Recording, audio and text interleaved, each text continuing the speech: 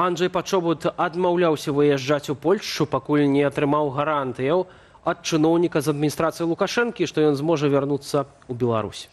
Ужо былы палітзняволены журналіст распавёў падрабязнасці свайго сённяшняга вызвалення намесніку галоўнага рэдактара газеты «Выборчай» Барташу Вялінскаму. Вашай увазе спецыяльны эфір студыі «Белсат». Для вас працуюць Юлія Лабанова і Віталь Бабін. Запрашаем у жывы эфір.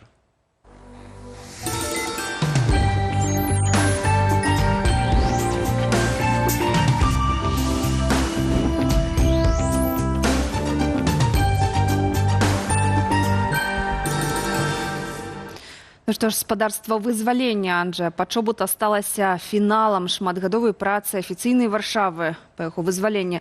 Таксама імя нашага суайчынніка ўвесь час уздымала і беларуская дэмакратычная супольнасць. З Варшавы Валера Рыселік. Беларусь и Польша провели обмен затрыманными на мяжы ў Белавежскай пушчы паводле формулы 5 на 5 сярод вызваленых рэжымам Лукашэнкі и палітвязень Анджэй Пачобут. Журналіста і лідара польскай меншасці ў Беларусі Анджэя Пачобута абмянялі на лукашэнкавых шпіёнаў, арыштаваных у Польшчы. Я і моя каманда працавалі больш за год, каб вызваліць зняволеных у Беларусі. На волі ўжо прыблізна 500, але кожны раз падчас перамоваў з Лукашэнкам я размаўляў наконт вашых людзей, асабліва 3 асобаў, якіх вызвалілі сёння. У Менску вельмі супраціўляліся, каб іх адпусціць. Але настаў час, калі стасункі з Лукашэнкам палепшыліся, і мы ўрэшце дазволілі гэтаму здарыцца. Прэзідэнт Польшы актыўна ўзаемадзеяў з прэзідэнтам Трампам, каб гэта адбылося. І прэзідэнт Трамп шмат разоў казаў мне: давайце даможамся вызвалення гэтага чалавека. Гэта вельмі важна для нас. Анджэй Пачобут не есть единым. Анджэй Пачобут не адзіны вызвалены паляк, але ўсе мы ведаем, што ён сімвал прыхільнасці да польскасці, а таксама свабоды медыяў і журналістаў. Гэта доказ адзінства і дзейнасці польскіх інстытутаў у абароне прадстаўнікоў польскай меншасці ў Беларусі.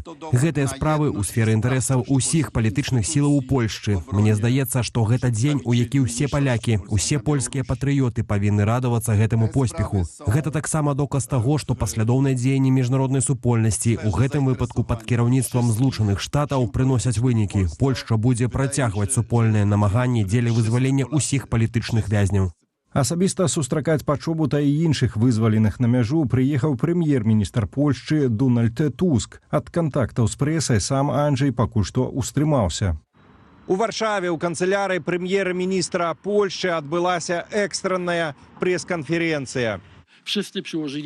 Усе прыклаліся найлепш як маглі да вызвалення Анджэя Пачобута. Момант быў вельмі кранальны. Пры абмене было некалькі сапраўды моцных мужчынаў, і ва ўсіх былі слёзы на вачах.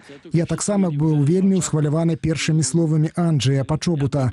Калі я яго абняў, ён спытаў наўпрост, і гэта было нешта неверагоднае. Кажа: «Але скажы, я змагу вярнуцца, калі захачу». Паводле відавочцаў, Анджэй моцна знясілены, але трымаецца добра.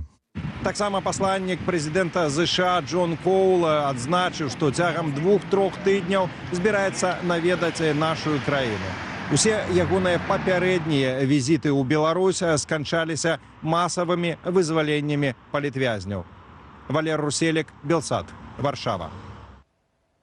Гаспадарства Александр Класкоўскі, палітычны аналітык інфармацыйнага агенцтва «Позірк», далучаецца да нашага эфіру. З ім абмяркуем вызваленне Анджэя Пачобута і абмен 5, які адбыўся ў фармаце 5 на 5. Вітаем вас. Добрый вечар. Добрый вечар. Ну што ж, падчас гэтага абмену перамовы непасрэдна адбываліся паміж КДБ, ФСБ і агенцтвам выведкі Польшчы. Чаму гэтым разам лёсы людзей вырашалі спецслужбы?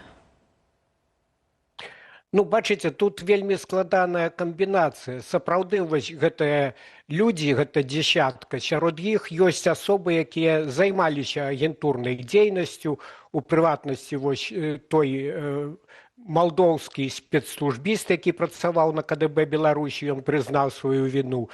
Так што тут часткова такая шпіёнская сапраўды гісторыя. Але вось што тычыцца, таму не дзіўна, што і беларускі КДБ, генерал Церцель і яго людзі тут актыўна ў гэтым сюжэце удзельнічалі. Ну але што тычыцца менавіта Анджэя Пачобута, то, канешне, гэта класічны выпадак, калі мы бачым палітычнага закладніка, які прайшоў праз вялікія выпрабаванні і вытрымаў. І гэта той выпадак, калі я асабіста хочу сказаць, што я вельмі рады і я ганаруся, што знаёмы з Пачобутам, мы з ім кантактавалі ў прафесійных справах, нават у адным падарожжы разам былі. Я вельмі рад, што гэты сапраўды нязломны чалавек, як назваў яго Дональд Туск, нарэшце на свабодзе. Будзем спадзявацца, што Анджэй пачуе вашыя словы і абавязкова таксама пацешыцца. Але ўсё ж такі Анджэя Пачобута ўлучылі ў адзіны спіс са шпіёнамі. Ці гэта такі своеасаблівы цынізм рэжыму, або тут умяшалася ў справу Расія, якой быў выгадзен вось гэты Буцягін, і якога меліся экстрадаваць ва ўкраіну, і вырашыла такім чынам далучыцца гэтага абмену?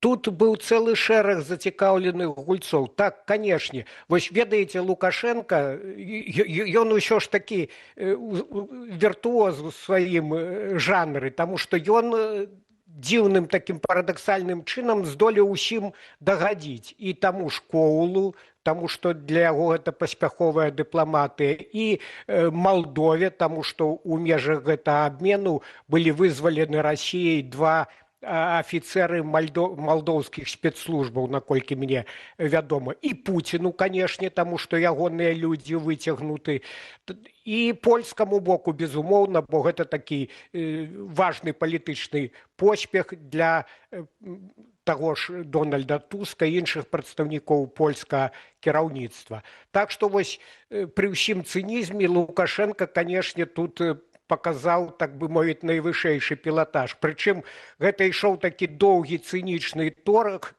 Сёння вось на гэтай прэс-канферэнцыі ў Варшаве прагучала, што, і раней такія чуткі былі, што Пачобут ужо быў улучаны ў адзін з папярэдніх спісаў на вызваленне, але ў апошні момант Мінск перамяніў сваё рашэнне. І сапраўды гэтая камбінацыя, яна доўга рыхтавалася. Я згадваю, што ў снежні на так званым усебеларускім народным сходзе Лукашенко, калі каментаваў вось гэту справу Пачобута, чаму ён не вызваляецца, чаму дасюль за кратамі, ён тады сказаў, што маўляў, гэта наша з палякамі справа, і там мы падалі спіс нашых людзей, якія там займаліся выведнай дзейнасцю, а мы наўзамен гатовы, як ён сказаў, даць злачынцаў адпусціць.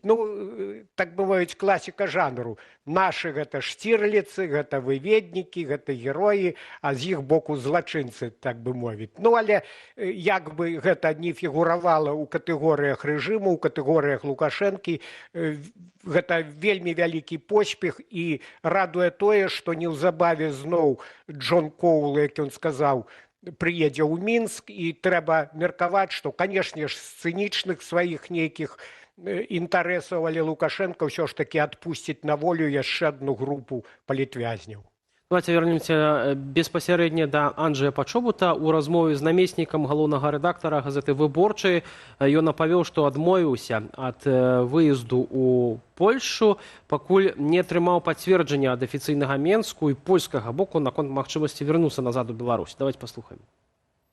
Калі супрацоўнікі КДБ сказалі, што я выязджаю ў Польшу, я адмовіўся. Я запатрабаваў гарантый, што змагу вярнуцца. Яны спыталі чыноўніка адміністрацыі Лукашэнкі, патэлефанавалі польскаму паверанаму ў справах. Я спытаў, ці змагу вярнуцца ў Беларусь. Ён пацвердзіў. Беларускія чыноўнікі таксама пацвердзілі.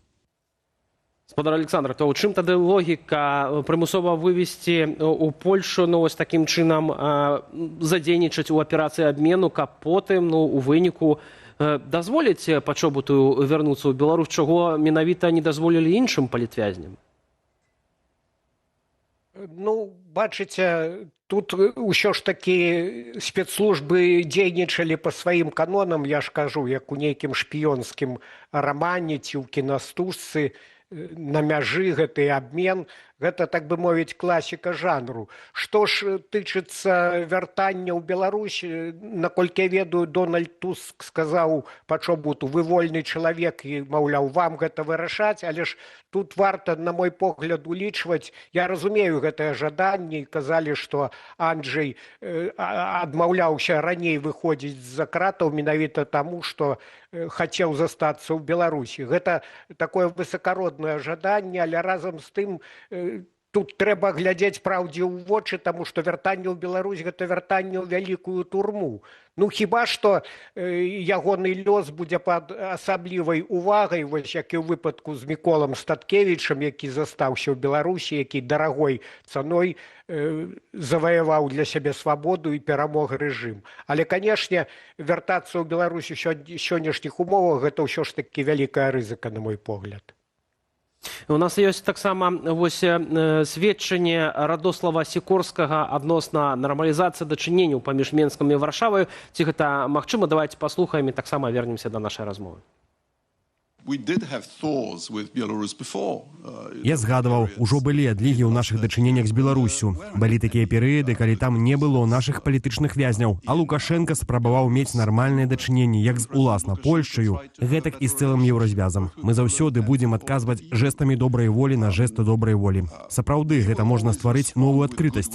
Але гэта залежыць ад палітыкі Лукашэнкі. Я не хачу даваць завышаных абяцанняў, бо мы раней зрабілі гэтыя памылкі. Мы думаем, гэта відавочна рухаецца ў слушным кірунку і вырашаць Лукашэнку, каб атрымаць выгаду ад гэтага. То якую ініцыятыву павінен праявіць Лукашенко, каб нармалізаваць гэтыя стасункі паміж Менскам і Варшавам, улічваючы, што ў прынцыпе зараз пасля вызвалення Анджэя Пачобута, вось як засведчыў Віталь Цыганкоў у нашым папярэднім эфіры, ну няма сэнсу рэжыму ў Менску пагаршаць гэтыя стасункі, правакаваць яго мігранцкімі атакамі альбо нейкімі іншымі правакацыямі. Ну так, тут здаецца, пэўныя завалы ўжо прыбраны з гэтай дарогі развіцця ўзаемных дачыненняў, але тут варта ўлічваць вось гэтую спецыфіку рэжыму антызаходняга па сваёй сутнасці. Вось глядзіце, Джон Коул ужо шчыраваў на літоўскім кірунку і заклікаў абодва бакі да ўзаемаразумення, да дыялогу. І хачу нагадаць, што літоўскі прэзідэнт Наўседа 4 тыдні таму акурат адвёў 4 тыдні мінскаму рэжыму на, так бы мовіць, выпрабавальны тэрмін, на тое, каб не ляцелі гэтыя шары, не атакавалі нелегалы мяжу Літвы, каб усе гэтыя фуры вярнуліся. Ну, калі падсумоўваць, то толькі з фурамі болей-меней нібыта збольша, так бы мовіць, вырашылася пытанне, і то з іх садралі ўсё ж такі грошы за гэту вымушаную стаянку. А так Віленскі аэрапорт зачыняўся у гэтым месяцы. Мігранты таксама 2 рэкорды аж паставілі, сумныя рэкорды па колькасці спробаў перасекчы мяжу. Таму вось такое ўражанне, што Лукашенко просто па сваёй натуры ён не хоча ісці на кампрамісы, гэта ён лічыць нейкай праявай слабасці, а для аўтакрата выглядаць слабым гэта не камільфо, так бы мовіць. Таму так добра, што вось цяпер і Сікорскі прапануе праявіць добрую волю з боку Мінска, але ці дачакаемся мы, гэта яшчэ пытанне. Таму што сама прырода аўтарытарнага рэжыму такая, што цяжка зварыць кашу з дэмакратыямі. І спадару Александр, паколькі вы асабіста ведалі Анджэя Пачобута, хацелася б запытаць вось што. Адным з лістоў Анджэй адзначыў, што он не хоча пісаць прашэнне аб памілаванні, у тым ліку і таму, што прызнанне ягонай віны зневажыла б памяць тых людзей, якія аддалі жыццё, будучы у польскім антысавецкім падполлі. Што гэта можа сведчыць пра ягоныя такія арыентыры духоўнасці, маральнасці? Ну, гэта чалавек са сталі, я б так сказал, не баючыся пафасу, таму што сапраўды у гэтай сітуацыі, ведаеце, у прынцыпе я, напрыклад, ніколі б не кінуў камень у тых, хто пісаў такія памілоўкі, як яны кажуць, таму што каб вырвацца з палону, гэта дапушчальная цалкам такая мера. Але ў кожнага свая мяжа цвёрдасці. Я думаю, што вось гэта пазіцыя Пачобута, які гэта ж пякельныя проста ўмовы. Вось Ігар Лосік, я чытаў у тэлеграм-канале, іншы палітвязень былы, згадваў, у якіх нялюдскіх умовах апошнія гады сядзеў Пачобут. Ён праз усё гэта вытрымаў. Гэта сведчыць, канешне, пра выключныя маральныя якасці. Гэта сапраўды герой Беларусі і герой Польшчы. Гаспадар Александра, калі вяртаемся вось да нармалізацыі гэтых стасункаў і да гэтага вызвалення, ці магло быць так, што ўсё ж такі Варшава, хоць зараз і Радослаў Сікорскі, і Дональд Туск заяўляюць, што яны чакаюць нейкай ініцыятывы з боку Лукашэнкі, таксама нешта паабяцалі Лукашэнку, прынамсі на нейкіх словах, так, каб яго залагодзіць і ў гэтым выпадку завяршыць гэтую вялікую угоду па вызваленню Анджэя Пачобута, якая цягнулася не адзін месяц і нават не адзін год. Так, сапраўды, вось, дарэчы, цяпер у кантэксце сённяшняй падзеі становіцца болей зразумелым, чаму, напрыклад, летась у лістападзе Варшава раптам, для такога старонняга назіральніка, раптам адчыніла два памежныя пераходы, хаця нібыта з боку Мінску ніякіх шырокіх жэстаў не было. Цяпер зразумела, што гэта, напэўна, была частка вось гэтай вялікай камбінацыі, што Мінск такім чынам, магчыма, запатрабаваў такую своеасаблівую перадаплату, калі можна так сказаць. І мы можам толькі здагадвацца аб контурах гэтай угоды паміж Мінскам і Варшавай, а тут яшчэ і Вашынгтон уплецены таксама ў гэтую вялікую гульню. Тут пра іншае я б хацеў сказаць. Якія б ні былі планы, я вось звярнуў увагу, наколькі асцярожны спадар Сікорскі, міністр замежных спраў Польшчы. Я думаю, ён памятае, як ён з тагачасным нямецкім калегам Гіда Вестэрвеле ў 2010 годзе перад выбарамі прылятаў у Мінск да Лукашэнкі, тады ад імя Еўразвязу абяцалі $3 мільярды у выпадку, калі болей-меней культурна, так бы мовіць, Лукашенко правядзе выбары. І той нібыта абяцаў, але калі адбылася плошча, то ён не стрымаўся і кінуў сваіх гэтых, як ён кажа, красаўцаў на разгон той маніфестацыі. Тады дзесяткі чалавек трапілі за краты. Таму, па-першае, тут вось галоўная перашкода ў паляпшэнні дачыненняў паміж Беларуссю і Варшавай у нашым выпадку. Гэта спецыфіка рэпрэсіўнага рэжыму. І другі момант я хацеў бы падкрэсліць. Так, вось пан Сікорскі кажа, што былі перыяды, калі ў Беларусі не было зусім палітвязняў, але гэта было до 20-го года. 20-й год і потым 22-й год, пачатак агрэсіі, пачатак вайны супраць Украіны, гэта такія дзве адсечкі, якія сведчаць пра тое, што рэжым Лукашэнкі патрапіў у як ніколі вялікую, моцную, катастрафічную залежнасць ад Масквы. І тут вялікае пытанне, наколькі Пуцін дазволіць Лукашэнку паляпшаць дачыненні з Захадам, паколькі Масква, канешне, у гэтым абсалютна не зацікаўлена, насупраць яна зацікаўлена ў мацнейшай ізаляцыі Беларусі. Яшчэ пытанне, якія канкрэтна могуць быць сустрэчныя крокі з боку Польшчы, чакаць у адказ на вызваленне Пачобута ад Лукашэнкі. У спецэфіры Белсату на гэтую тэму разважаў палітычны аглядальнік Віталій Цыганко. Давайте паслухаем таксама і вернемся да нашай размовы. Россия попросила его обменивать, так сказать, все-таки не на некие памежные пункты, а на конкретных громадян, потребных России.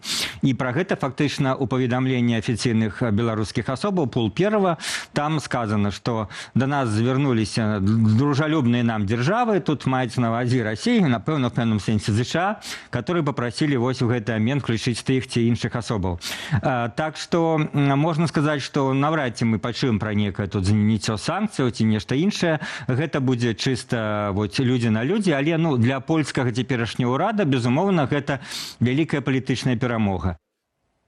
Вось сапраўды мы можам толькі здагадвацца пра поўны пакет дамоўленасцяў, які быў у гэтым вызваленні, але на вашу думку, малдаване, як яны упісваюцца ў гэтую агульную стратэгію ЗША па вызваленні палітвязняў? Ці ёсць у вас здагадкі, чаму двое грамадзянаў малдаванаў таксама былі?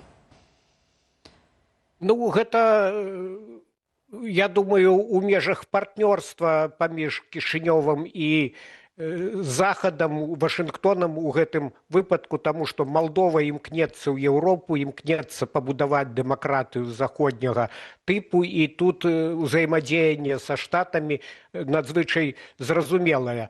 І гэта, так бы мовіць, з лап расійскіх спецслужбаў, расійскага рэжыму вырваны два супрацоўнікі спецслужбаў Малдовы, таму тут ўсё ў гэтым плане заканамерна, мне здаецца.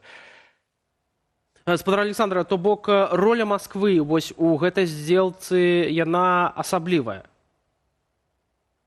Як і роля Вашынгтона, канешне.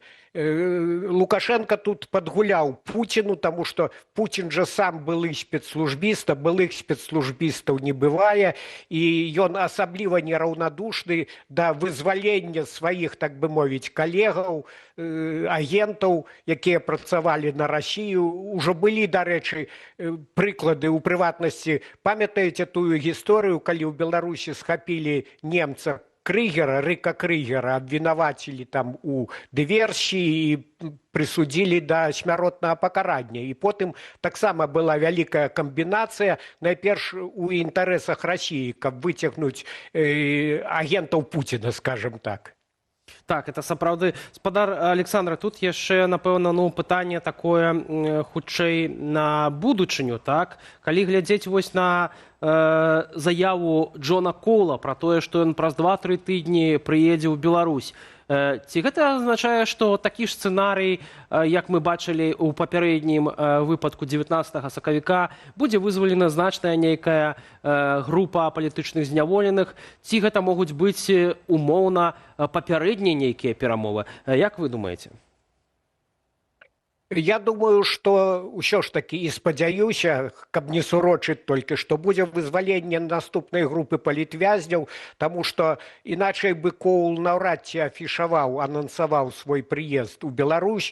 Для яго было б крокам назад, каб ён прыехаў у халастую ці для нейкіх такіх папярэдніх перамоваў. І мы бачым, дарэчы, што працэс паскараецца, таму што раней ён раз на квартал прыязджаў, а цяпер ён быў апошні раз у сакавіку. Атрымліваецца, што лаг гэты скараціўся да 2 месяцаў. Чаму так? Тут можна гадаць. Магчыма, Коул спяшаецца, таму што там насоўваюцца на адміністрацыю Трампа прамежкавыя выбары ў Кангрэс, і будзе не да беларускага трэка, так бы мовіць. Таму ён спяшаецца хутчэй выканаць задачу, якую паставіў амерыканскі прэзідэнт перад ім. Гэта той выпадак, калі мы можам такія высілкі і такое фарсаванне працэсу толькі вітаць. Выглядае, што Лукашенко прыслухоўваецца да Джона Коула, пачобуту і пашпарт пакінулі і нібыта дазволілі вярнуцца ў Беларусь. Яшчэ адным патрабаваннем Коула было не браць новых палітвязняў, не саджаць новых. На вашу думку, ці будзе так? Ці будзем чакаць дэмакратызацыі Беларусі пасля таго, як здзелка будзе завершана? Бо рэжым не спыніцца і будзе ўсё ж такі набіраць новых закладнікаў. Чакаць дэмакратызацыі за Лукашэнкам не выпадае. Гэта зразумела, таму што гэта, ў прынцыпе, супярэчыла б ягонай натуры. Ён нават у лепшыя, так бы мовіць, адносна вегетарыянскія часы гэтага рэжыму казаў, што яго аж ванітуе ад гэтай дэмакратыі. А пасля 20-го года, пасля вось гэтага масавага мірнага паўстання беларусаў, ён проста без рэпрэсій, без гэтага паліцэйскага дручка не бачыць магчымасці трымаць сваю ўладу. Таму я не веру і не спадзяюся, што гэты рэжым неяк пойдзе на рэформы, трансфармуецца. Але, канешне, Лукашенко разумее, што наўрад ці амерыканцы згодзяцца на такую карціну, калі вось у нейкі дзень выходзяць апошнія палітвязні, а потым за месяц-два Лукашенко новую там 1000 ці 1,5 набірае. Я думаю, што Вашынгтону гэта не спадабаецца. Таму я дапускаю, што дзеля блізіру ўсё ж такі рэжым можа зменшыць, паводле адмашкі Лукашэнкі, канешне, сілавікі зменшаць вось трохі гэту жарсць сваю рэпрэсіўную. Магчыма, будзе зменшаны трохі маштаб гэтай рэпрэсіі, і яны могуць набыць нейкі болей прыхаваны характар. Мы бачым элементы гэтага ўжо цяпер, таму што няма ўжо гэтых пакаянных відэа, шыфруюцца судовыя працэсы палітычныя, каб карцінка была, так бы мовіць, для захаду болей нейкай прымальнай. Так што Лукашенко ўжо нагнаў страху на беларускае грамадства, і ў пэўнай ступені, я думаю, змяншэнне рэпрэсій на нейкі перыяд усё ж такі магчымае. Што ж, пабачым, як гэта будзе на практыцы выглядаць. Дзякую вам вялікі за гэтую размову. Александр Класкоўскі, палітычны аналітык інфармацыйнага агенцтва «Позірк», быў з намі на відэасувязі. Працягнем абмяркоўваць тэму вызвалення Анджэя Пачобута на відэасувязі з Украіны. Палітычны аналітык Ігор Тышкевіч. Спадар Ігор, добрый вечар. Дзякуем, што далучыліся да нашага эфіру. Вітаем вас. Все нормально. Усё добра.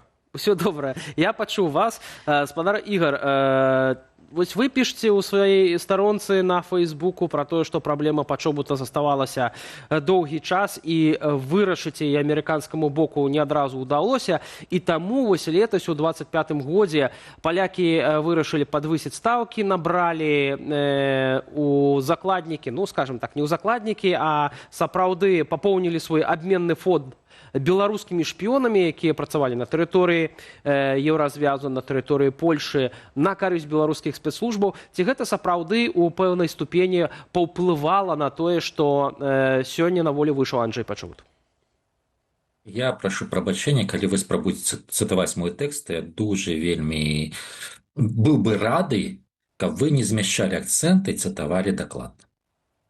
Ну, давайте поправьте меня, калі ласка. У сваім тэксце, як і ў папярэдніх тэкстах, я пісаў, што амерыканскі трэк, ён спрычыняе і польскі, і літоўскі перамоўныя трэкі. Я пісаў, што польскі трэк перамовы ці кансультацыі ці кантакту з афіцыйным Менскам ён пачаўся. Раней я пісаў пра тое, што як палякі выйшлі на самастойны трэк падвышэннем ставак і залучэннем у тым ліку інтарэсаў Пекіна. І, адпаведна, Варшава так, у пытаннях перамовы яна у пэўным сэнсе дзейнічае праз падвышэнне ставак. Пытанне Пачобута. Так, гэта пытанне, якое выносілася афіцыйным Менскам на асобны беларуска-польскі накірунак, таму што для Менску была патрэбна пэўная палітычная дэманстрацыя або палітычны крок насустрач з боку Варшавы, што для Варшавы было незручна. Але так ці інакш ішло да пытання абмену. Адпаведна, да польскі бок сярод іншага ён актывізаваўся у справе арыштаў, назовем так, агентуры. Натуральна, што калі ты збіраеш абменны фонд, рана ці позна адмена адбудзецца. Таму так, гэта палегчыла працэс перамоваў, але гэта не з'яўляецца ключавым і адзіным і галоўным фактарам, чаму гэты абмен адбыўся. Таму што, яшчэ раз, ключавы фактар – гэта палітычны трэк, які неўзабаве можа пачацца, хутчэй за ўсё пачнецца.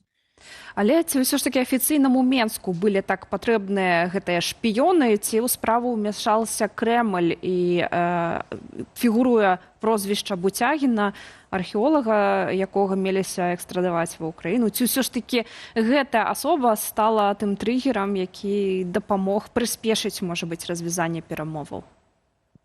Ну, фактар Буцягіна так, тое, што вывелі у, скажем так, перамоўны працэс альбо працэс абмена, гэта важны фактар, які, вы маеце рацыю, прыспешыў працэс абмена, таму што, яшчэ раз, для афіцыйнага Менску ў пытаннях Пачобута была патрэбна палітычная дэманстрацыя, таму што нават ужо афіцыйныя асобы і напаўафіцыйна заяўлялі, што візіт высокага ўзроўню у Беларусь кагось з польскіх палітыкаў, гэта ён можа скончыцца сярод іншага і вызваленнем альбо дэпартацыяй часткі людзей, якіх зацікаўлены польскі бок. яшчэ раз, для Менску было ключавым, каб першы крок зрабіла Варшава. Менавіта палітычны крок. Для Варшавы, улічваючы і ўнутрыпалітычную сітуацыю, і знешнепалітычнае пазіцыянаванне, рабіць такі падарунак Менску першымі неяк не выпадала. Пры ўсім жаданні і Варшавы пачаць размаўляць з Лукашэнкам, і Лукашэнкі пачаць размаўляць з Варшавай. Але тут пытанне, што называецца, як дзіцячай гульні, хто першы падмяргне. І ўзнікненне фактара Буцягіна так, таму што гэта асоба, у якой з палітычных рэзонаў вельмі зацікаўлены Крэмль. Таму што гэта археолог, які, фармальна он просто гісторык, археолог, які працягваў пасля анексіі Крыма, раскопкі ў Крыму, выступаў і падтрымліваў анексію Крыма Расійскай Федэрацыі. Стаў грамадзянінам Расійскай Федэрацыі са знакам якасці. Калі перайначыўшы выказванне Лукашэнкі. І для Расіі гэта было вельмі важна якраз у палітычнай камбінацыі абгрунтавання, чаму адбылася анексія, чаму Крым трэба лічыць расійскім. Для Украіны, адпаведна, пакаранне Буцягіна за ягоныя дзеянні, за тыя ж самыя раскопкі, гэта не дзяржаўная зрада, гэта не шпіянаж. Артыкул, хутчэй, быў бы адносна лёгкі, але тут пытанне зноў-такі прынцыпа, што Крым гэта Украіна, і калі ты без дазволу Украіны спрабуеш нават праводзіць археалагічныя раскопкі, ты атрымуеш адказнасць. Таму для Украіны гэта таксама прынцыпова. І паколькі гэта фігура стала важна для Масквы, то так, пэўнай меры Лукашенко выцягнуў, можна сказаць, што джекпот, таму што у такім выпадку ён, пагадзіўшыся ці па просьбе Крымля, гэта для яго яшчэ лепей уключыўшы пытанне Буцягіна ў гэты перамоўны трэк, ён нейкім чынам убяспечыў сябе з гледзяшча якраз такі рэакцыі Пуціна, таму што ў Маскве нервова рэагавалі і на амерыканскі перамоўны трэк з Менскам, і на магчымасці паляпшэння адносінаў з суседнімі краінамі, якія ёсць часткай Еўрапейскага Саюзу. Таму у дадзеным выпадку, калі Буцягіна вызвалілі, Лукашенко можа сказаць, што он прадаў і пачобута за Буцягіна і атрымаў магчымасць разбакаваць перамоўны трэк з Польшай, а з другого боку ён зрабіў гэта, атрымаўшы, у пэўным сэнсе такую палітычную, можа быць, і не толькі, можа, штосьці выгандліваў падзяку ад Крамля. Ці ёсць у вас нейкія думкі ўжо цяпер, што магло ўвайсці ў гэты поўны пакет дамоўленасцяў, якія палітычныя бенефіты для сябе мог атрымаць Лукашенко? Поўны пакет дамоўленасці будзе фармавацца. Гаворка будзе ісці пра, у першую чаргу, транзіт тавару, пажваўленне гандлю, магчыма, пра палітычныя кансультацыі, дзе Варшава можа выступіць тэарэтычна пасярэднікам альбо асноўным камунікатарам з боку еўрапейскіх краінаў, камунікатарам з Менску, у пытаннях якраз такі пошуку шляхоў нармалізацыі з суседнімі з захаду. Таму што Вільня на гэтую ролю не падыходзіць, але Вільня мае зараз мець свой уласны трэк, які будзе стасавацца транзіту.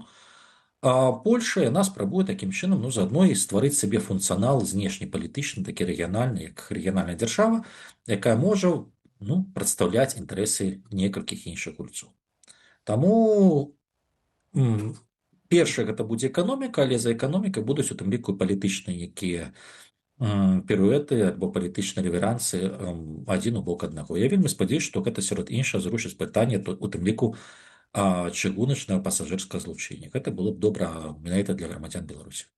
Спадар Ігор, чаму Джону Коулу пакуль не ўдалося прымірыць нейкім чынам Вільню, Менск і развязаць пытанне транзіту калію з Польшай пры дапамозе ў тым ліку вызвалення Анджэя Пачобута гэтыя працэсы больш заўважнымі цяпер, больш адчувальна пазітыўнымі ў будучыні падаюцца нам? Чаму не ўдалося? Давайце так. Літоўская рэспубліка нас спрабавала пераняць першынство якраз такі ў пытаннях камунікацыі на вонкі беларускага пытання. Там быў і офіс Святланы Ціхановскай, і найбольш рэзкая пазіцыя і так далей. Давайце будзем глядзець, што адбылося за апошні год. Офіс Святланы Ціхановскай з Вільні дэ-факта папрасілі. Зрабілі гэта настойліва. Яна пераехала ў Варшаву. Гэта ўжо сігнал з боку Вільні. У Вільні палітыкі загаварылі пра магчымасць аднаўлення транзіту і пра магчымасць кантакту з афіцыйным Менскам. Окей. Пытанне так літоўская рэспубліка спрабавала падняць стаўкі закрываючы межу па прыкладу Польшы, але яны не ўлічылі аднаго, што Польша апелявала да краіны, якая мае ўплыў на Мінска, да Китаю. Літоўская рэспубліка спрабавала апеляваць да Польшы, што тая ў знак салідарнасці не будзе адкрываць межы. Ну, у пэўным сэнсе палітычна наіўнасць. Палякі пратрымались 2 тыдні, пасля адкрылі. Ну, реаль палітик. Таму от з пункту гледжання падняцця ставак літоўскай рэспублікі пайшло не ўсё так гладка. Але тым не меней, калі мы гаворым пра увогуле транзіт да парту, тут гаворка не толькі калі, таму што калі мы абмяркоўваем якраз такі польскі транзіт і магчымае выкарыстанне польскіх партоў, там якраз каліны ўгнаенні наўрад ці будуць у вялікім аб'ёме, таму што пытанне рознай шырыні калеі і пытанне перагрузкі сыпучых грузаў, ну гэта занадта дорага. Літоўская рэспубліка альбо Латвія гэта больш верагодна, Літоўская рэспубліка зараз гатуецца. Іншая справа, што станам на сёння вот да сярэдзіны лета дзейнічаюць старыя кантракты на пастаўку пэўных аб'ёмаў у тыя геаграфічныя лакацыі, якія ўжо былі законтрактаваны. Я думаю, што у віленскім накірунку дзесьці ў ліпені-жніўні мы будзем сведкамі вельмі цікавых такіх нечаканых, зважаючы на папярэднюю быццам бы прынцыповую пазіцыю Вільні, навінаў. Я маю на ўвазе ўрэчышчы адкрыцця і транзіту, і, магчыма, пасажырскае злучэнне. Спадар Ігор, дарэчы, вось калі мы кажам пра ўплыў Расіі на рэжым Лукашэнкі, таксама цяпер у сувязі з гэтымі трэкамі і магчымым пацяпленнем стасункаў, ці Варшава не паспрабуе таксама перахапіць нейкую сваю ініцыятыву, каб, наладзіўшы гэтыя стасункі, адарваць Беларусь ад Расіі, мець нейкі ўплыў у нашым рэгіёне і ўзяць ролю гэтага лідара? Так а Варшава і будзе гэта рабіць, таму што, па-першае, калі ты асноўны камунікатар, у любым выпадку ты ўплываеш на працэс размоваў ад імя Еўрапейскага Саюза, альбо прынамсі краін Усходняй Еўропы з Лукашэнкам, і, адпаведна, ты маеш большыя шансы у гэту размову уплесці свае інтарэсы, таму што амерыканскі трэк, ён працягваецца самастойна. Проста пытанне для рэгіянальных дзяржаваў, што калі амерыканскі трэк працягваецца, то альбо ты назіраеш, і тады ты свае інтарэсы ніякім чынам не абараняеш, альбо ты пачынаеш дзейнічаць самастойна і у тым ліку выставляеш уласныя прэтэнзіі, атрымліваючы вырашэнне уласных праблемаў. Што Варшава, ў прынцыпе, і дэманструе станам на сёння. Іншая справа. Пытанне адарваць Лукашэнку ад Расіі хутка і так далей, давайте будзем рэалістамі. Хутка гэта не атрымаецца. Логіка транзіту, па якім будзе пагаджацца Польша з верагоднасцю 99%, транзіту калій, па якім хутчэйсцё будзе пагаджацца Літоўская рэспубліка, гэта логіка якраз таки стварэння поля для таго, каб афіцыйны Мінск пабачыў, што можна адпаўзаць ад Расіі. Таму што у тых варунках, калі весь твой экспарт, які скіраваны да партоў, ідзе праз расійскую тэрыторыю, пра нейкі адрыў ад Расіі, размаўляць гэта марны лёс. Адпаведна, логіка амерыканскага боку. Мы ствараем магчымасці полі і глядзім, ці афіцыйны Мінск на гэтае поле паставіць хаця б адну ногу, не то, што зробіць паўнавартасны крок. Далей мы пашыраем гэта поле. І хутчэйся у гэтым жа рэчышчы будзе дзейнічаць і Варшава. То бишь паступова надаючы пэўныя магчымасці і глядзець за рэакцыяй Мінску. Так, у нечым гэта будзе такі працэс, ён будзе вельмі балючы з пункту гледжання тых, хто апелюе да неабходнасці Еўрапейскім Саюзам працягваць палітыку жорстка санкцыйнага ціску на Лукашэнку, таму што пашырэнне такога поля гэта азначае па пэўных накірунках паслаблення таго ж самага санкцыйнага ціску. Пытанне іншае, што наўзамен будзе рабіць Мінск, ці будзе ён ступаць на гэтае поле. Таму паглядзім, але станам на зараз проста магчымасць для кантакту, магчымасць якраз такі для такіх камунікацый, яна адкрылася. Адпаведна, на працягу бліжэйшых 2-3 месяцаў мае стварыцца стала дзеючы, умоўна кажучы, перамоўны трэк не толькі па лініі атачэння Лукашэнкі і КДБ, але і па лініі, дапусцім, ураду двух краін. Ну што ж, Анджэя Пачобута прывіталі шмат якія палітыкі польскія, у тым ліку і прэзідэнт Караль Наўроцкі. Змаганне за грамадзяніна Польшчы з беларускім сэрцам працягвалася намаганнямі вялізнай каманды, пацвердзіў прэзідэнт Польшчы і запрасіў Анджэя Пачобута ў прэзідэнцкі палац. Давайце на хвілінку паслухаем і вернемся яшчэ да вас. Witamy Andrzeja Poczobuta w Rzeczpospolitej. Вітаем Анджея Пачобута ў Рэчы Паспалітай. Анджей Пачобут з'яўляецца кавалерам ордэна Белага Арла. Запрашаю спадара Анджея, вядома, пасля ўсяго працэсу адаптацыі, па атрыманні ордэна Белага Арла, найвышэйшай польскай дзяржаўнай узнагароды. Працэс вызвалення Анджея Пачобута быў вельмі доўгім, ужо ў верасні 2025 года, як новаабраны прэзідэнт Польшчы. Я звярнуўся да прэзідэнта Трампа з тым, каб ён не забываўся пра паляка, які знаходзіцца ў турме, і каб ва ўсіх перамовах з беларускім рэжымам падымаў гэтае пытанне. I to też okazja, drodzy Państwo, żeby i tu z Dubrownika... Гэта таксама нагода, дарагія спадары, каб з трыбуны пасяджэння саміту ў Дуброўніках сказаць яшчэ раз усім палякам, што наш стратэгічны партнёр, саюзнік Злучаныя Штаты на чале з прэзідэнтам Дональдам Трампам выконваюць тыя абавязальніцтвы, пра якія мы дыскутуем падчас нашых двухбаковых сустрэч.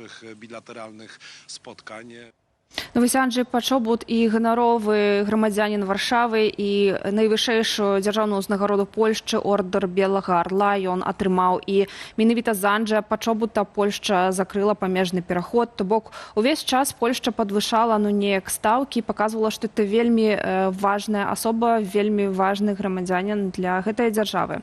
Але калі казаць, можа быць, цынічна ў нейкім сэнсе, ці не атрымліваецца так, што беларускі рэжым атрымаў больш за гэты абмен, чым Польшча? Пакуль што не. Пакуль што не. Пытанне проста, давайте раздзяляць беларускі рэжым і Беларусь. Калі казаць пра беларускі рэжым, як бы там не было, але атачэнне Лукашэнкі, амерыканскі трек ужо пачаўся.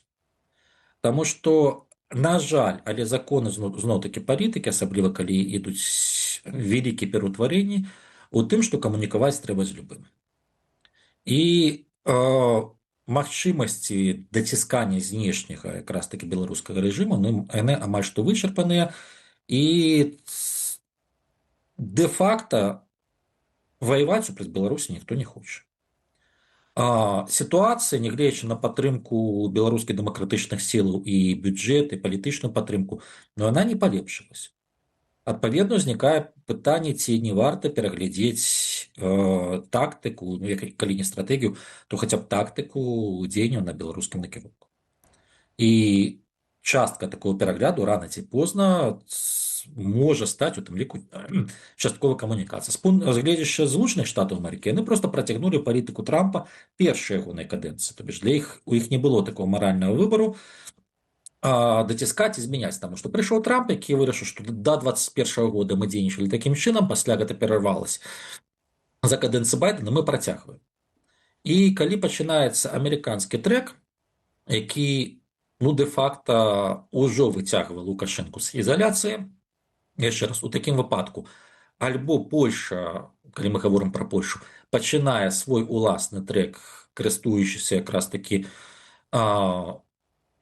амерыканскім драйверам і у тым ліку уплятае уласныя інтарэсы, уласныя прэтэнзіі да афіцыйнага Менску і уласныя пытанні, які мусяць быць вырашаныя, ну альбо Польша проста назірае і сканчыцца гэта тым, што са Злучаных Штатаў Амерыкі настойліва рэкамендуюць зрабіць тыя ці іншыя крокі. Но я думаю, што Варшава паступіла, скажем так, загледзячы уласных інтарэсаў. З пункту гледжання Лукашэнкі, так, маральна, ну, магчыма, пачнецца пэўны, скажем так, для яго добры перыяд, што з ім хоць апасярэдавана пачнуць разбіраць. Ну, окей. З пункту гледжання Беларусі, яшчэ раз, тут пытанне ў тым, што калі мы раздзяляем рэжым і інтарэсы Беларусі, то стварэнне умоваў, пры якіх Рэспубліка Беларусь, як палітычная фармацыя, можа зменшыць свой можа выйсці з-пад дамінуючага ўплыву Расіі, ну, в прынцыпе, з гледзяча будучыні Беларусі, лічу, што гэта не так кепска. Сапраўды, спадар Ігар, дзякуй вялікі за гэтую размову, за гэтую экспертызу. Ігар Тышкевіч, палітычны аналітык, быў з намі на відэасувязі. Акурат пасля вяртання з польска-беларускай мяжы, дзе адбыўся абмен 5-на-5, прэм'ер-міністр Польшы Дональд Туск падзякаваў усім, хто набліжаў вызваленне Анджэя Пачобута і іншых вязняў, ды падкрэсліў, аднак, што ключавою стала наяўнасць у польскіх спецслужбаў шпіёнаў, якія ўяўлялі асаблівую цікавасць для Беларусі і Расіі. Усе прыклаліся найлепш як маглі да вызвалення Анджэя Пачобута. Момант быў вельмі кранальны. Пры абмене было некалькі сапраўды моцных мужчынаў, і ува ўсіх былі слёзы на вачах. Я таксама быў вельмі ўсхваляваны першымі словамі Анджэя Пачобута. Калі я яго абняў, ён спытаў наўпрост, і гэта было нешта неверагоднае. Кажа: «Але скажы, я змагу вярнуцца, калі захачу». Вельмі цяжка было разлічваць на сумленнасць беларускага боку. Дастаткова згадаць, што пры адной з апошніх спробаў давесці справу да абмену, у апошні момант за 24 гадзіны да абмену беларусы перадумалі. Гэтым разам мы нарэшце атрымалі тое, да чаго ішлі апошнія 2 з лішнім гады. Патрэбнымі аказаліся таксама асобы, затрыманыя ў звязку з абвінавачваннямі і дзеяннямі супраць Румыніі, супраць Малдовы. Міністраў гэтых краінаў трэба было пераканаць, каб яны пагадзіліся на гэты абмен. Я хацеў бы найперш падкрэсліць абсалютна ключавую ролю нашых службаў, перадусім агенцтва выведкі і агенцтва ўнутранай бяспекі, і ключавую, сапраўды вельмі і вельмі важную асабістую ролю міністра Томаша Сімоняка. У студыі з'явіўся Артём Брухан, спікер Координацыйнай рады, намеснік кіраўніка Народнага антыкрызіснага ўправлення. Добрый вечер, Артём. Добрыя навіны для нас усіх, але перадусім хацелось бы запытацца, чаму менавіта зараз, на ваш погляд, вось стала магчымым гэтае вызваленне? Я думаю, гэта можа быць 2 рэчы. Па-першае, гэта тое, што санкцыйны ціск Еўрапейскага Саюза, 20-й пакет санкцый, які быў прыняты, таксама ў нейкай ступені ускладняе для Лукашэнкі зноў сітуацыю. І калі паглядзець на эканамічную сітуацыю ў Расіі, гэта ўсё складаецца ў агульны пазл, што і Расіі, у першую чаргу рэжыму Лукашэнкі трэба нейкім чынам гэты ціск трошкі, ці калі не зняць, то як мінімум спыніць узмацненне гэтага санкцыйнага ціску. Ну а другая прычына, мне падаецца, гэта тое, што звярнуў увагу прэм'ер-міністр Польшы Дональд Туск пра тое, што ў Польшы з'явіліся, так бы мовіць, карты для такога магчымага абмену. Гэта шпіёны. Гэта шпіёны, шпіёнская сетка, якая працавала на тэрыторыі розных краінаў Еўрапейскага Саюзу і не толькі Еўрапейскага Саюзу, якая была раскрыта, і затрыманні адбыліся. Мы памятаем, гэта дзесьці цягам тыдня былі затрыманы і ў Польшы, і ў Малдове, і шмат дзе. Вось гэта агентурная сетка, звязаная з КГБ Беларусі, таму гэта ў нейкай ступені з'явіліся новыя магчымасці. І амаль па-шпіёнску, так сакрэтна адбылася гэта перадача людзей на мяжы на пешаходным пераходзе Перароў Белавежа, што ў цэнтры Белавежскай пушчы, і мы ў рэдакцыі звярнулі ўвагу, што чаму гэты менавіта пераход, ці гэта нейкі сімвалізм, што мяжа вось зноў тэрыторыя, жалезная заслона? Я думаю, не. Я думаю, хутчэй за ўсё гэта проста звязана з тым, каб было менш інфармацыі пра гэты абмен. Гэта сапраўды аперацыя спецслужбаў 2 краінаў. Доўгі час веліся гэтыя дыпламатычныя і ў першую чаргу, я б сказаў, на ўзроўні выведак, на ўзроўні спецыяльных службаў перамовы. Гэта больш такі кантэкст, як бы, так бы мовіць, сур'ёзны, звязаны з бяспекавымі пытаннямі і абменамі вось тых людзей, якія займаліся такой шпіёнскай дзейнасцю на тэрыторыі Еўрапейскага Саюза, выведкай і іншымі. Таму гэта хутчэй вось трошкі іншы трэк, не класічны трэк, які зараз вядзе Джон Коул, беларуска-амерыканскі, а агулам больш такая звязаная з абменам шпіёнаў. Джон Коул ужо абяцае прыехаць хуткім часе у Беларусі, і, напэўна, варта чакаць новых вызваленняў. Тым часам змагаемся за іхнае вызваленне, пакуль усе беларускія палітвязні не выйдуць на волю. Пра вызваленне Пачобута выказаўся нобелеўскі лаўрэат, праваабаронца Алесь Беляцкі. Давайте паслухаем і вернемся да нашай размовы. Я вельмі рады вызваленню журналіста, сапраўднага героя Анджэя Пачобута з лукашэнкаўскай турмы. Але не забываемся, што ў гэтай турме яшчэ сотні палітвязняў чакаюць свайго вызвалення. Таму змагаемся за іх вызваленне, пакуль все беларускія палітвязні не выйдуць на волю. Жыве Беларусь! Кажам пра вызваленне іншых палітвязняў, а Джон Коул казаў пра тое, што спадзяецца на вызваленне ўсіх палітычных зняволеных да канца гэтага года. Ці гэты прагноз рэалістычны? Так, цалкам рэалістычны. Я лічу, што мы пабачым гэта да канца года вызвалення ўсіх палітвязняў, бо такія б заявы не рабіў Джон Коул, калі бы ў гэтым не быў упэўнены. Я так разумею, што некаторыя дамоўленасці паміж рэжымам і Злучанымі Штатамі Амерыкі ёсць, яны выконваюцца. Таму мы бачым вось ужо вызваленне, і тым больш нейкія трэкі асобныя, вось як гэты абмен палітвязняў на шпіёнаў. Мы бачым, што і тут Злучаныя Штаты Амерыкі адгулялі важную ролю, але тут больш шырэй было, тут 7 краінаў, як казалі, удзельнічалі ў гэтым працэсе, але Злучаныя Штаты Амерыкі таксама далі нейкі пасыл, месседж і рэжыму ў Мінску, і, я думаю, іншым партнёрам. Павітала на волі былога палітвязня Анджэ Пачобута і кіраўніца аб'яднанага пераходнага кабінету Святлана Ціхановская. Прапаную паслухаць і таксама вернемся да нашай размовы. Анджэй Пачобут на волі. Это вялікая радасць для ягонай сям'і і для ўсіх нас, тых, хто падтрымліваў і чакаў Анджэя ўвесь гэты час. Ён правёў за кратамі больш за 5 гадоў, толькі таму, што не адмовіўся ад праўды і сумленна пісаў пра тое, што адбываецца ў Беларусі. І, канешне, ягоная стойкасць, годнасць і непахіснасць сталі прыкладам для нас усіх. Я шчыра радая за Анджэя і ягоных блізкіх, якія вытрымалі гэты цяжкі шлях. Я ведаю, колькі сіл і чакання стаяць за гэтым. І, канешне, я дзякую ўсім, хто змагаўся за яго вызваленне. І перадусім кіраўніцтву Польшчы, ЗША і нашым еўрапейскім партнёрам. Мы памятаем пра ўсіх, хто ўсё яшчэ знаходзіцца за кратамі. І мы працягваем, пакуль кожны з іх не апынецца дома, побач з роднымі.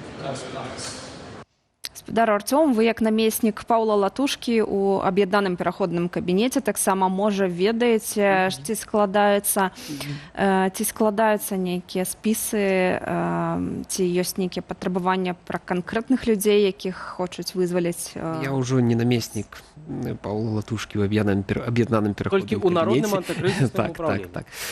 Так, што тычыцца спісаў, зразумела, што камунікацыя з амерыканскім бокам вядзецца, але мы разумеем, што гэта такая рэч даволі закрытая, і ўсё роўна ў першую чаргу канчатковае рашэнне па тых людзях, якіх вызваляць ці дэпартаваць, прымае рэжым Лукашэнкі. Але агульны спіс, які мы ведаем, гэта спіс вясны палітвязняў, якія знаходзяцца ў турмах зараз. Гэта амаль 900 чалавек на дадзены момант, і таму я думаю, што галоўная мэта вызваліць усіх палітвязняў, якіх знаходзяцца ў Беларусі. Але я таксама хацеў бы дадаць, што нягледзячы на тое, што рэжым даволі такі цынічны ў сваіх паводзінах, але ў гэтым годзе яны абвясцілі год жанчыны, і мне падаецца, бліжэйшы візіт Джона Коула мог бы паспрыяць таму, каб усе жанчыны палітвязні былі вызваленыя гэтым разам. Я думаю, што гэта быў бы таксама зразумелы крок, раз яны так кажуць, што вось год жанчыны.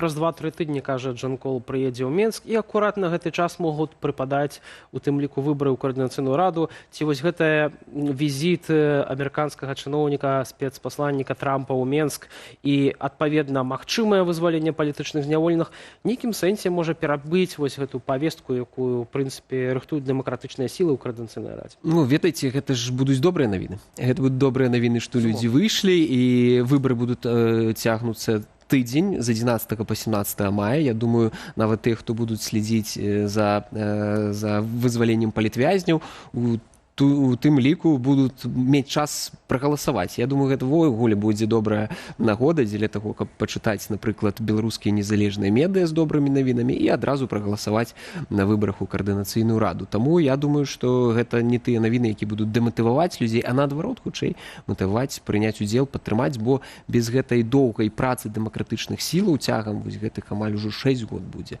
вызваленне палітвязняў было б немагчымае, бо зразумела, пра іх бы проста ніхто не казаў. сказаў, іх бы не было на парадку дня ні ў Злучаных Штатаў Амерыкі, ні ў еўрапейскіх партнёраў. І пакуль гэтая тэма ўздымаецца, пакуль пра яе кажуць, ёсць такія магчымасці, якія мы бачым зараз. На жаль, канешне, шмат што прыйшлося перажыць гэтым палітвязням, вельмі складаныя сітуацыі, але галоўнае, што зараз гэтыя людзі на волі. І галоўнае, наступны крок, я думаю, чтобы усіх іх была магчымасць застацца ў Беларусі ці вернуцца, калі яны захочуць, і не быць там затрыманымі. Ці нам варта чакаць пацяплення стасункаў паміж афіцыйным Менскам і Варшавай пасля вызвалення Анджэя Пачобута? Ці ўсё ж такі Польшча стаіць на сваім? Ёсць нейкія чырвоныя лініі, за якія не зойдзе? Мне падаецца, пазіцыя Польшы, яна ўжо даволі доўгі час ясная, зразумелая, была агучаная міністрам замежных спраў Сікорскім 10 год таму, і мы таксама падтрымліваем гэту пазіцыю, і мы яе агучвалі таксама, што пакуль няма змены унутранай рэпрэсіўнай палітыкі і знешняй агрэсіўнай, гэта тычыцца міграцыйнага крызісу і саўдзелу ў агрэсіі супраць Украіны, то, зразумела, канешне ж, ніякіх пацяпленняў, ніякіх магчымасцяў не будзе. І тое самае пацвердзіў сёння Сікорскі, які наўпрост сказаў, што акно магчымасцяў, да, яно адкрылася пасля такіх дзеянняў з боку рэжыму. Ці ён выкарыстае іх, ці не? Вось тут галоўнае пытанне. Для мяне выглядае хутчэй, што вось на дадзены момант пакуль не. Чаму я так лічу? Бо менавіта вось гэты абмен, ён адбыўся дзякуючы таму, у тым ліку, што Расійская Федэрацыя была ў ім зацікаўлена. Яна дала магчымасць Лукашэнку зрабіць гэта. Калі б гэтага не было, магчыма бы і не адбыўся гэты абмен. Тут больш шырокі такі кантэкст. Але я думаю, што калі Лукашенко зменіць унутраную рэпрэсіўную палітыку, гэта вызваліць усіх палітвязняў, спыніць рэпрэсій і распачне дыялог з грамадствам, што зафіксавана ў рашэннях Савета Еўропы датычна Беларусі, я думаю, Польша падтрымлівае іх, то тут усё зразумела. Ёсць тыя рэчы, вось, што значыцца змяніць унутраную рэпрэсіўную палітыку, і зразумела, што значыцца змяніць знешнюю агрэсіўную палітыку. Вось гэта акно магчымасцяў для Лукашэнкі. Ці ён выкарыстае яго ў інтарэсах Беларусі ці не? Ну, паглядзім. Я асабіста вельмі сумнеюся, што Лукашенко зменіць рэпрэсіўную палітыку ўнутры Беларусі. Тым не менш, настаиваюць у тым ліку амерыканскія чыноўнікі на змягчэнне гэтай рэпрэсіўнай палітыкі. Вось Джон Кол, акурат выступаючы ў Варшаве, павёў, што перамовы наконт вызвалення пачаліся яшчэ ў верасні, пасля сустрэчы прэзідэнтаў ЗША і Польшы ў Вашынгтоне, і Кароль Наўроцкі тады выразна сказаў, што ён сапраўды хоча, каб Анджэя вызвалілі з Беларусі. Давайте паслухаем і вернемся да размовы. Я і моя каманда працавалі больш за год, каб вызваліць зняволеных у Беларусі. На волі ўжо прыблізна 500, але кожны раз падчас перамоваў з Лукашэнкам я размаўляў наконт вашых людзей, асабліва 3 асобаў, якіх вызвалілі сёння. У Менску вельмі супраціўляліся, каб іх адпусціць. Але настаў час, калі стасункі з Лукашэнкам палепшыліся, і мы ўрэшце дазволілі гэтаму здарыцца. Прэзідэнт Польшы актыўна ўзаемадзеяў з прэзідэнтам Трампам, каб гэта адбылося. І прэзідэнт Трамп шмат разоў казаў мне: давайце даможамся вызвалення гэтага чалавека. Гэта вельмі важна для нас. Вызваленне палітвязняў, дыялог альбо кантакты з Владзімірам Пуціным, альбо ўсё-такі спроба вырваць Лукашэнкі з міжнароднай ізаляцыі. Што ставяць перадусім адміністрацыя Трампа адносна Александра Лукашэнкі? Я думаю, тут комплексная рэч. В першую чаргу гэта звязана з калійнымі ўгнаеннямі, з белкалем, зняццё санкцый з белкалем, магчымым гандлем і транзітам гэтага калію, у тым ліку Злучаныя Штаты Амерыкі, каб змікшыраваць уплыў Канады. Гэта першы базавая рэч, якая выклікала зацікаўленасць. Больш шырокі геапалітычны кантэкст звязаны з тым, каб Беларусь не ўцягвалася наўпроста ў вайну супраць Украіны, каб не пашыралася вайна у рэгіёне. Ну і зразумела, каб з тэрыторыі Беларусі не адбывалася ціску на саюзнікаў Злучаных Штатаў Амерыкі, у тым ліку Польшы і Літвы. І вось тут якраз гэтыя рэчы мы бачым, што Лукашенко часткова выканаў.